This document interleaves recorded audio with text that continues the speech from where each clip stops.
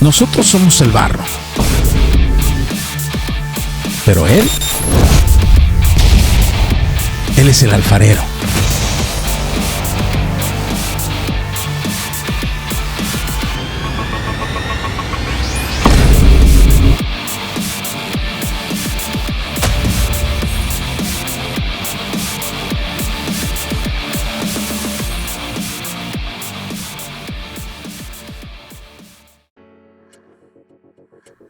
En las cartas a los de Corinto vemos muy marcados esos contrastes de los que les hablé el video anterior y otros que apreciamos en la primera carta. Por un lado estamos nosotros, barro, con carencias y limitaciones, egoístas e irrelevantes. Y por otro, vemos a Dios, relevante, glorioso, poderoso, amoroso, cercano. Hay una iglesia muy amada por el apóstol y por otros personajes relevantes del primer siglo. De hecho, en 2 Corintios 7 leemos a Pablo escribirles: mucha es mi confianza en ustedes, tengo mucho orgullo de ustedes. Pero al mismo tiempo, esa misma iglesia tan amada era a la vez una comunidad desordenada, vanidosa, tolerante con lo que a Dios ofende. La iglesia de Corinto, quizás sin entender lo honroso que eso era, convivía con apóstoles y con grandes predicadores de su generación, y luego amistaba también con degenerados sin temor de Dios.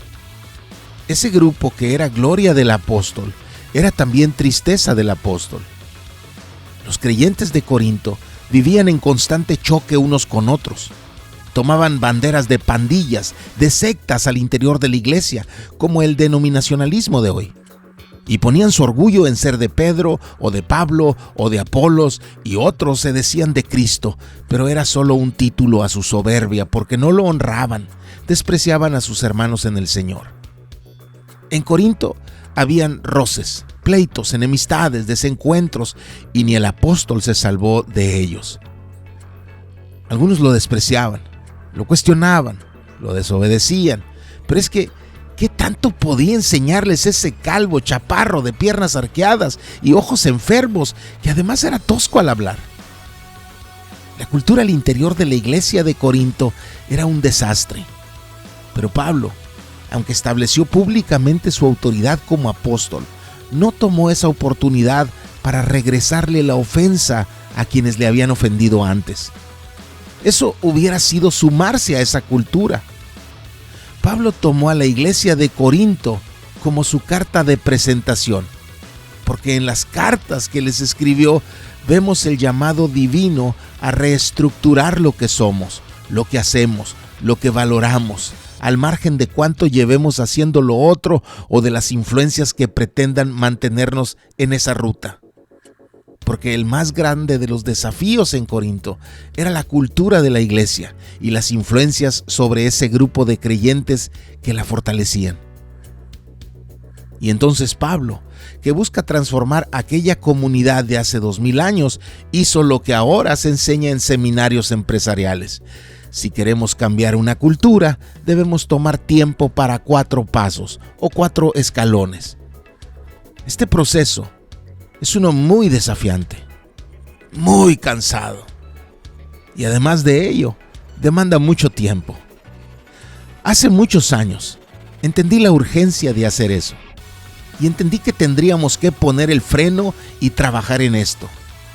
No lo platiqué con muchos, pero con quienes lo platiqué buscando su colaboración, explicando a detalle el desafío, se convirtieron en opositores críticos, porque decían perderíamos números en gente y en economía y tendríamos que desandar lo andado. En ese entonces teníamos un sitio web para testimonio de nuestro servicio social, gozointernacional.com. No era para lavarnos la cara, era para que nuestros patrocinadores pudieran ver cómo usábamos cada peso que nos habían compartido, que se usaba en lo que se había dicho que se iba a usar. Y de repente, ese sitio se llenó de comentarios de esa gente que alguna vez llamé amigos, donde se burlaban de lo que ahora éramos. Y los términos eran pobres, pocos, irrelevantes, y hubo uno en particular que se repitió muchas veces. Nos llamaban disque iglesia. sin considerar que esos pocos, pobres, irrelevantes disque iglesia, Dios en su gracia estaba usando para llegar a todos esos lugares en que nos había permitido servir. Y de nuevo, no lo digo para lavarnos la cara. Estoy tratando de exponer lo que pasó en nuestra historia. Pero nunca me ofendieron los comentarios. Lo que de verdad me dolía era que sin querer yo había formado ese monstruo ególatra, soberbio, sectario. Y cuando me acusaron de querer matar intencionalmente una iglesia que supuestamente ellos habían construido y de enlodar el nombre de la iglesia que según ellos ya tenía prestigio, no les discutí nada. No entendieron y no quisieron ser una comunidad simple, básica, orgánica como las de hace 2000 años. Querían el renombre, los números, los conciertos, la fama, y les regalé ese nombre del que ya se habían enamorado, el nombre de la iglesia. Les dije, llévenselo, se los regalo con mucho amor, porque en la Biblia la iglesia no es un nombre, es una identidad. Y así nos embarcamos en esta jornada loca, dolorosa, larga, pero necesaria. Sin la economía que ya teníamos, sin el apoyo con el que ya contábamos, sin un edificio donde resguardarnos, pero estaba decidido a esperar el tiempo que fuera necesario y soportar tanto como se necesitara para arrancarnos esa cultura y hacer una transición. Por eso los quiero mucho a ustedes, porque pese a todo aquello y peor aún, sin saber qué había pasado detrás de bambalinas, han caminado esta ruta. Y ahora quiero explicarles. Para cambiar una cultura, esta parte es la más importante. No es por el clásico cliché ese de el primer paso es el más importante. Suena bonito, pero en un recorrido es tan importante el primer paso como el segundo y como el tercero y como el último, porque no se trata solo de comenzar un viaje, sino de llegar a nuestro destino, y por eso cada paso importa. Pero cuando digo que este paso es el más importante en el proceso de un cambio cultural, lo digo en otro sentido. Lo digo porque este paso es la base sobre la que descansan los otros. De lo que hagas aquí dependen los demás. Y a medida que avances en este proceso, deberás hacerlo siempre teniendo en mente esta base. Y tal como la ilustración muestra, este paso, este escalón es el que toma más tiempo, es el que abarca más espacio. Ese primer paso suelen llamarlo ideas. Ese es el término que se usa en cursos empresariales. Yo lo llamaría enseñanza. Si vas a cambiar una congregación, debes comenzar en lo que se enseña, en el enfoque, en las prioridades, en los valores. Ahora, hagan memoria de las cartas de Pablo a los de Corinto. Cómo les enseña la forma correcta de ser iglesia, de cómo reunirse, del uso de los dones, de la edificación de unos a otros, de buscar la gloria de Dios, etc. El primer paso para un cambio cultural es cambiar el cómo pensamos. Es tener una imagen clara de lo que perseguimos, y cuando sabemos con claridad lo que perseguimos, podemos identificar las brechas, los huecos entre eso y lo que actualmente hacemos, entre la cultura que queremos implantar y la cultura contra la que peleamos. Y ya cubierto el primer paso, y habiendo invertido tiempo y más tiempo y más tiempo en la presentación de ideas, sigue trabajar en las interacciones, en cómo nos relacionamos unos con otros, en cómo nos funcionamos entre nosotros, unos con otros, en nuestro compañerismo, en nuestra edificación, en nuestro cariño unos por otros, en cuidarnos, en ayudarnos, en exhortarnos, en orar unos por otros. Y luego el tercer paso, trabajar juntos en la transformación de los individuos. Por eso las ideas, la enseñanza al principio es fundamental. De ella debemos desprender nuestra identidad y la fomentamos en nuestras interacciones, edificándonos unos a otros hasta que todos lleguemos a la unidad de la fe y del pleno conocimiento del Hijo de Dios, a la condición de un hombre maduro, a la medida de la estatura de la plenitud de Cristo. Eso es el núcleo del cambio cultural, que, como dice Efesios 4, que en cuanto a la anterior manera de vivir, ustedes se despojen del viejo hombre, que se corrompe según los deseos engañosos, y que sean renovados en el espíritu de su mente, y se vistan del nuevo hombre, el cual en la semejanza de Dios ha sido creado en la justicia y santidad de la verdad. Por eso en Romanos 12 leemos a Pablo decir: y no se adapten a este mundo, sino transfórmense mediante la renovación de su mente. Y ya que le dedicamos mucho tiempo a las ideas y nos aplicamos en las interacciones y fomentamos la transformación de los individuos, viene el cambio institucional, el cambio de instituciones. Hace años, en alguna charla de sobremesa por allá en el estado de Chihuahua, hablando sobre esto con líderes prominentes de una denominación de las más importantes del mundo, me decían: si para ti es difícil esta transición, imagínate para nosotros. Es más fácil cambiar la trayectoria de una bicicleta que de un tren, me decían. Y agregaban: y pudiéramos descarrilarnos si no lo hacemos con cuidado.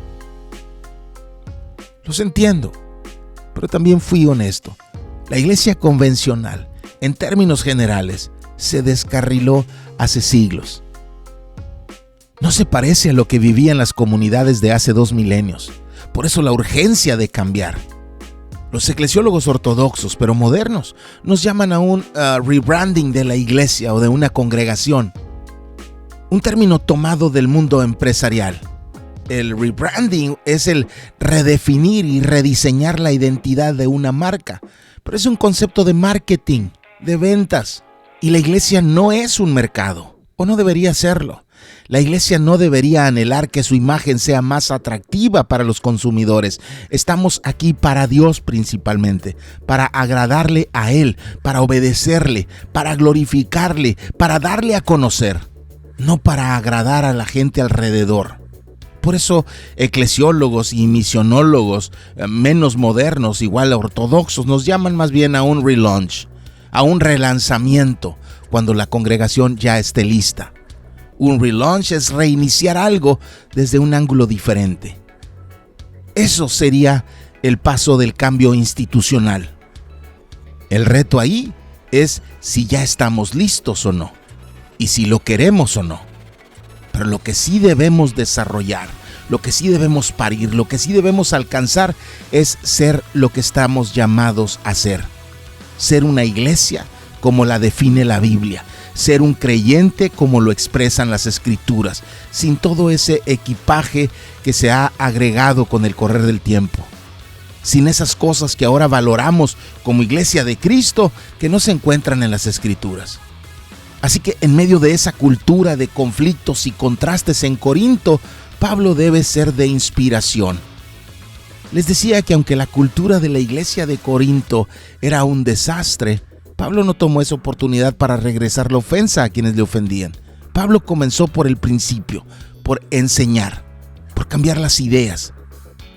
Por los siguientes capítulos de la carta que estudiamos, Pablo gira alrededor de un solo asunto: la reconciliación, resolver los conflictos, sanar las heridas entre grupos enemistados en diferentes áreas de la vida. Leamos: por tanto, conociendo el temor del Señor, persuadimos a los hombres. Es decir, estando conscientes de agradar a Dios, eso es temerle, es reverenciar quién es, tener conocimiento de su grandeza, de su perfección, de su voluntad, y con ello en mente pretendemos trabajar en las personas alrededor. Ahora, no me siento cómodo con ese término persuadir en esta versión, porque la persuasión también se vale del engaño y de las falacias. Además, Pablo, en una carta anterior, les había dicho ya que ni sus charlas ni su predicación entre ellos fueron con palabras persuasivas. El término griego que aparece aquí es más bien derivado de la raíz para fe, que en griego es convicción, estar convencidos de algo. Así que no es que Pablo quiera persuadir, sino convencer, que aunque por fuera parecen lo mismo, en realidad no lo son. Persuadir, en el concepto griego, se vale de la mentira. Convencer, en el concepto griego, pretende atraer hacia la verdad. Así que podemos entender que Pablo nos dijo, estando conscientes de agradar a Dios, convencemos a los hombres. Es decir, trabajamos en el hombre, pero nuestra motivación es Dios. Trabajamos en el hombre, pero lo hacemos para Dios. Y luego dice, pero a Dios somos manifiestos. Trabajamos en el hombre, pero nuestra motivación es Dios y es ante Dios que quedan expuestas nuestras intenciones. Quedamos manifiestos delante de Él. Y si Dios conoce nuestras intenciones, espero que también ustedes las puedan conocer. Que sepan que lo que hacemos, más que nada, es para Él. Es por Él y es en Él. Así que cuando lean a Pablo mostrando sus credenciales apostólicas, no lo entiendan como alguien queriendo quedar bien con los de Corinto, como queriendo agradarle.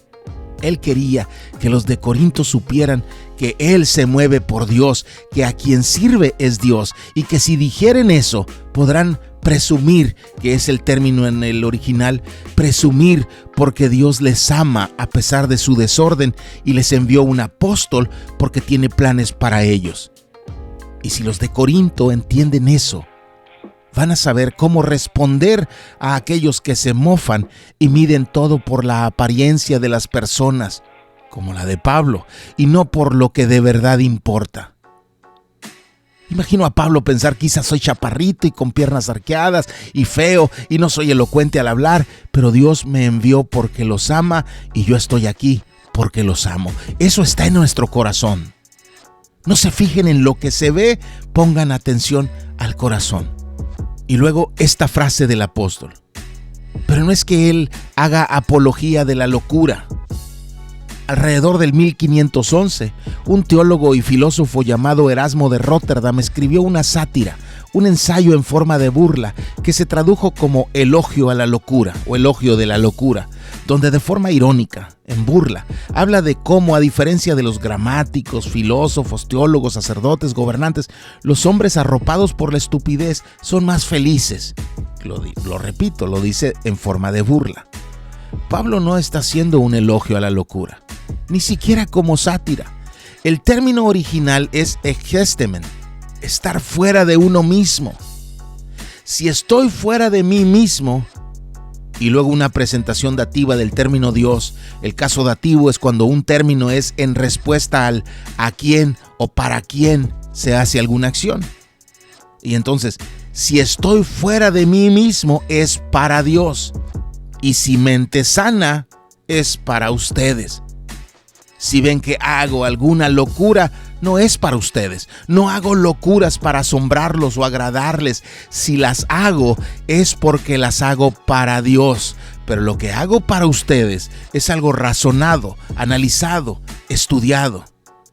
Quiero agradar a Dios y quiero ser de beneficio para ustedes. Y como quiero agradar a Dios, puedo hacer por Él lo que Él me pida. Y como quiero ser de beneficio para ustedes, a ustedes les voy a dedicar mi razón, mi estudio, mi análisis, mi sabiduría. Recuerden que la lectura comenzó con Pablo diciendo algo como: estando conscientes de agradar a Dios, convencemos a los hombres. Y la motivación detrás de todo eso es que el amor de Cristo nos apremia. Otras versiones dicen nos constriñe, nos obliga, nos domina. En griego es synechei, nos toma, nos lleva, nos empuja. Mantengamos esa imagen en mente. Regresaré a ella más adelante. Pero ese empuje que Dios nos da hace llegar a una conclusión. Él murió por todos nosotros, para que ahora nosotros, tú y yo, vivamos para Él. Habiendo llegado a esta conclusión, que uno murió por todos y por consiguiente todos murieron, y por todos murió para que los que vivan ya no vivan para sí, sino para aquel que murió y resucitó por ellos. ¿Cómo? De nuevo, estando conscientes de agradar a Dios, buscamos convencer a los hombres. De manera que nosotros, de ahora en adelante, ya no conocemos a nadie según la carne, aunque hemos conocido a Cristo según la carne, sin embargo, ahora ya no lo conocemos así. Muchos leen esto como si fuimos llamados a desconocer a amigos y familiares a partir de nuestra conversión. No. En el griego notamos que se usan dos términos diferentes que se traducen como conocer. El primero es derivado de eido, conocer a partir de nuestra percepción. El otro, que se usa dos veces en este pasaje, es derivado de ginosko, de conocer a partir de la experiencia, de la cercanía. Así que lo que el versículo nos dice es que de ahora en adelante ya no percibimos a nadie según la carne. Ahora todos nuestros conocidos y nuestros desconocidos son más que eso. Ya los entendemos como un ser espiritual, ya sea amistado o enemistado con Dios. Eso es lo que desarrollamos tras nuestra conversión. Percibimos a todos desde un plano no carnal, es decir, espiritual, incluso a quienes conocimos a partir de la experiencia, es decir, la gente con quien pasamos tiempo.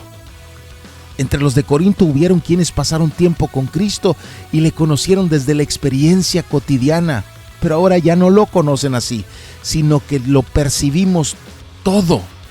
Los percibimos a todos desde un panorama espiritual. Eso significa esta frase. El amor de Cristo nos constriñe, nos apremia, nos conduce, nos empuja y ahora percibimos a las personas desde una condición espiritual. De modo que si alguno está en Cristo, nueva criatura es. Las cosas viejas pasaron, ahora han sido hechas nuevas. Quizás algunas malas experiencias que tuvimos con alguien nos quieren conducir a tener determinada opinión sobre esa persona. Pero si esa persona ya está en Cristo, debemos borrar el pizarrón y comenzar a percibirle desde el panorama espiritual y ya no desde la experiencia. Y todo esto de vivir para agradar a Dios y darle a conocer a otros, eso de percibir a todos desde un plano espiritual, todo eso procede de Dios, quien nos reconcilió con Él mismo por medio de Cristo. Éramos enemigos de Dios por naturaleza y Él nos levantó del lodo, hizo barro, nos dio forma y nos llamó suyos. En Cristo, en esa cruz, nos reconcilió con Él. Y no solo nos reconcilió con Él, también nos dio el ministerio, el diaconado, el llamado a servirle en la reconciliación. Es decir, que Dios estaba en Cristo reconciliando al mundo con Él mismo, no tomando en cuenta a los hombres sus transgresiones, y nos ha encomendado a nosotros la palabra de la reconciliación. Éramos como los de Corinto, un desorden, un caos, un montón de pleitos, inconsistencias, pecados, rebeldía, pero Dios nos reconcilió con Él y luego nos envió a reconciliar. Cambió nuestra cultura y luego nos envió a ser agentes de cambio en otros. Y por los siguientes capítulos apreciamos que nuestra tarea reconciliadora incluye varias esferas, pero les menciono las tres que más sobresalen, o al menos las tres que más me llaman la atención. Un llamado en toda la carta, además de los versículos a los que hoy nos dedicamos, es reconciliarnos con nuestra identidad, a dejar de vivir con pánico creyéndonos incapaces o indignos. Sí, somos barro, pero guardamos un tesoro. Somos de Él y es Él quien determina lo que somos, y lo que Él dice es más cierto que todas las voces y las críticas y las burlas de los infiernos mismos. Somos lo que Él dijo que somos. Seamos ese tipo de creyentes, seamos ese tipo de iglesia, seamos ese tipo de ciudadanos, de familiares, de vecinos. Les decía al principio que muchos encuentran absurdo el despojarse de etiquetas y equipajes que la iglesia ha cargado y acumulado por siglos. No seamos como ellos, no valoremos más los números, la tradición, el renombre, el edificio, el ambiente, la música. Somos algo más grande que todo eso y todo eso junto. Somos la eclesía de Cristo.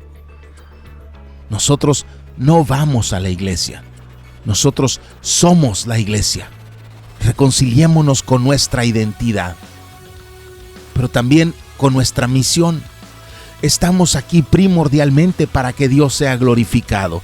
Esa es la parte de nuestra tarea que seguiremos haciendo por la eternidad. Hagamos todo para su gloria. Pero aunque ya se lo saben, les repito que nuestra misión es triple, es tripartita. Debemos vivir para glorificarle, debemos también edificarnos unos a otros y debemos llevar el evangelio a los que no lo conocen. Esa es nuestra misión tripartita: exaltar, edificar, evangelizar. Reconciliemos a los creyentes con su tarea. Reconciliémonos con nuestra misión y con nuestra identidad, como decíamos hace un momento, pero también reconciliémonos con la disposición de agradarle al costo que sea. Segunda de Corintios 6 habla de aflicciones, de privaciones, de angustias, de azotes, de cárceles, de turbas enardecidas, de trabajos forzados, de desvelos, de privación de alimentos, y nos llama a perseverar en medio de todo ello y a vivir en pureza, en conocimiento, con paciencia, con bondad, en el Espíritu Santo, con amor sincero, en la palabra, en el poder de Dios. Recordemos que Él murió por nosotros para que nosotros ya no vivamos para nosotros mismos, sino para aquel que murió y resucitó por ti, por mí, por nosotros. Identidad, misión, disposición. Se lee fácil, pero luego se antoja difícil, ¿no? ¿Tendremos la valentía?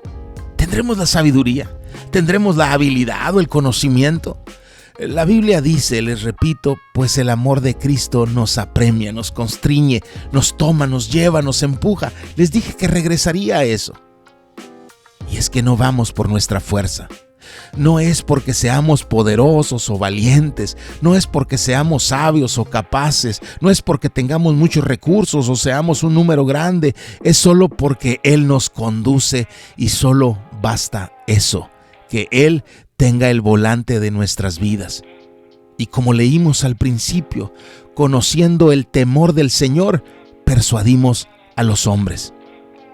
Estando conscientes de agradar a Dios, pretendemos trabajar en las personas alrededor y reconciliarlas.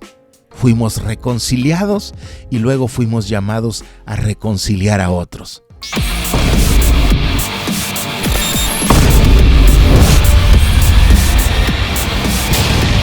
Nosotros somos el barro. Él es el alfarero.